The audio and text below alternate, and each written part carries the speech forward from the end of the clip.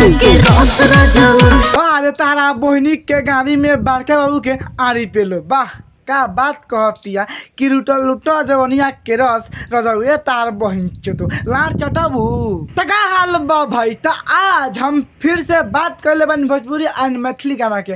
तो भाई लोग आज के वीडियो भी खुश खास बनल बा। ऐसे कहते भाई लोग वीडियो के जैसे कि लास्ट तक बताए मजा आई। तब वीडियो बना के बस एक ही मकसद बा, एक ही मकसद वाला आप सभी के दिल से हंसाने के लिए, ना किसी को दिल को ठेस पहुँचाने के लिए। तो बिना कोनो लालो लहसुन के आज के बहुत स्टार्ट करते हैं। पटा के ना पेलो तारा बहनी के झाट में आग लगाओ।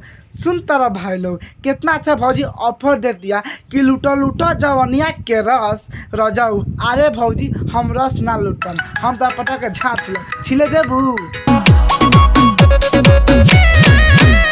वाह रे सारे बुढ़ चुचुनर वाह का भैया भंसरी वाली के ठटा ना का ओठ पता ना बन कहाँ कहाँ हाथ लगाता कहाँ कहाँ मुँह लगाता। अरे भैया एक बार के हम चाट लिया बड़ी मजा आई। तारा बहनी के झाड़ छिलो दर बहन जो। ए भैया अगर तारा पहला पहली करे के बनू तो रूम में जा, ऐसे हम आके सामने मत कर क्या कि कर तू आज जो जगह था हमारा। अब बाद में मुँह में मुँह पर गिरा दे कब इशारा मार के मुँह पर गिरा रखा। वैसे कहता नहीं कि जौन तो करे के बाद तो जा अलग रूम लेके कर, हम कुछ ना बोलम। वाह रे भौजी भंसरी वाली वाह बहुत अच्छा दिल देबो बिल देबो होली वाला फील देबो। अरे भौजी एक बार झाँटो छिल दिया बड़ी मजा आई। तारा बहनी के कचिया फाड़ो देखा तारा भाई लोगन का कहतिया कि दिल देबो बिल देबो आ होली वाला फील देबो। ए भौजी त चोली में रंग लगाम नु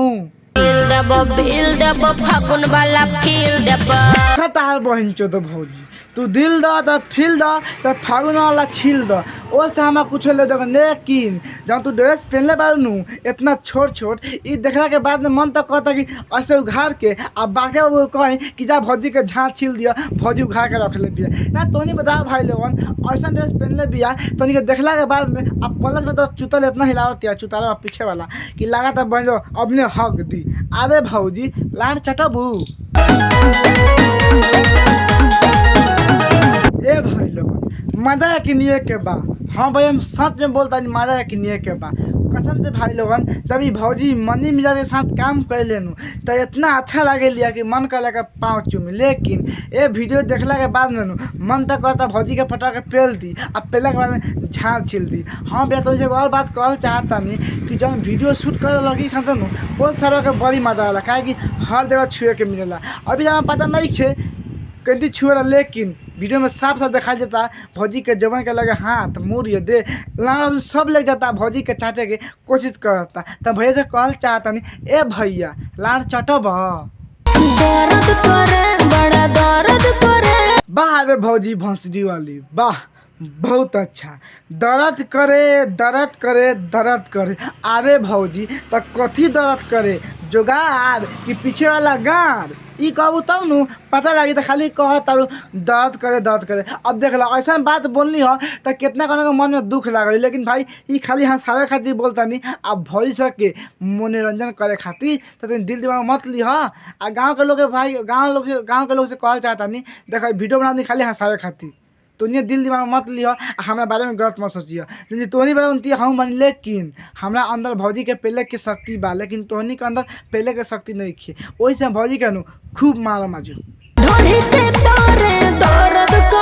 अच्छा ढोरी के तरफ दर्द करे ओहो अब हमारा समझ में आ गल भौजी कि दर्द क्या करता। भाई लोगन तो उनके पता बा जब भौजी के मर्द बानू तो भौजी के पटा के पेल देले बा। अब भौजी के ढोनी दर्द करता काई केहू के मर्द पटा के पेलेला तो पेलला के बाद में तो दर्द करबे करी। अब ढोनी दर्द करे चाहे गाड़ी दर्द करे चाहे आगे की इंजन दर्द करे लेकिन दर्द करेला तो कोनो बात ना भौजी फिर से कहा मर्द करे साला मर्द करे। अरे भौजी तो मर्द ना करी तक गधा के करी कि तो सामान फट जाई। तारा बहनी के झाट छिलो सुनता रह भाई लोग कैसे कहते हैं कि मदद करे कोनो बात ना, सबके मर्दे करेला। अगर देव करे लगी नु तो देव के साथ गाँव मरवाए के पड़ी।